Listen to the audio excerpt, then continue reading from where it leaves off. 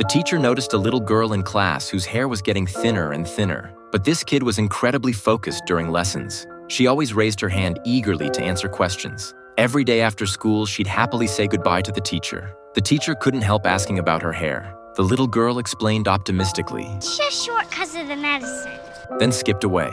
The teacher stood there for a long time. The girl's mother saw the teacher and wanted to explain the situation.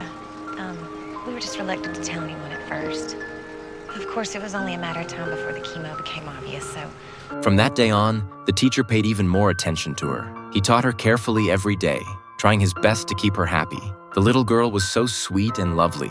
The girl told him with a smile. Her biggest worry wasn't her illness. It was seeing her family cry behind her back. One day, the girl didn't come to class. The male teacher organized the whole class to make gifts for her. But a few weeks later, terrible news came. The little girl had passed away forever. At the funeral, the male teacher stood at the church door. He guided the children in one by one. After everyone went inside, he chose to stay outside. His Tourette's syndrome made him produce sounds constantly. In this quiet, sorrowful setting, he didn't want to disturb anyone's grief. As he was about to leave, the girl's mother came out to call him in. The teacher wanted to refuse, but she said, "You were my daughter's favorite teacher. She never minded your sounds, and she wouldn't now." The teacher agreed. He walked into the church slowly, tears streaming down his face, making uncontrollable sounds. Everyone there understood him. They knew he was a good teacher who truly accompanied the girl in her final days. The teacher continued his teaching career. He also completed his graduate studies. For someone with Tourette's,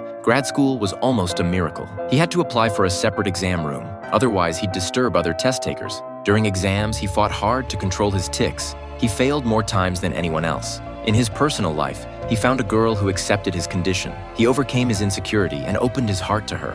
They promised to spend their lives together. Through countless efforts, he was no longer seen as a patient. He had a life just like anyone else. Eventually, Cohen was named State Teacher of the Year.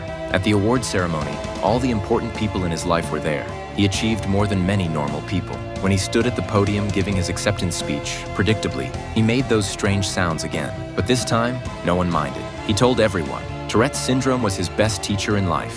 When he wanted to explain what he'd learned, his students raised their hands one by one, wanting to answer for him. The teacher gladly agreed. You learn to keep going. Eli? You learn not to let it stop you. Yes, Thomas.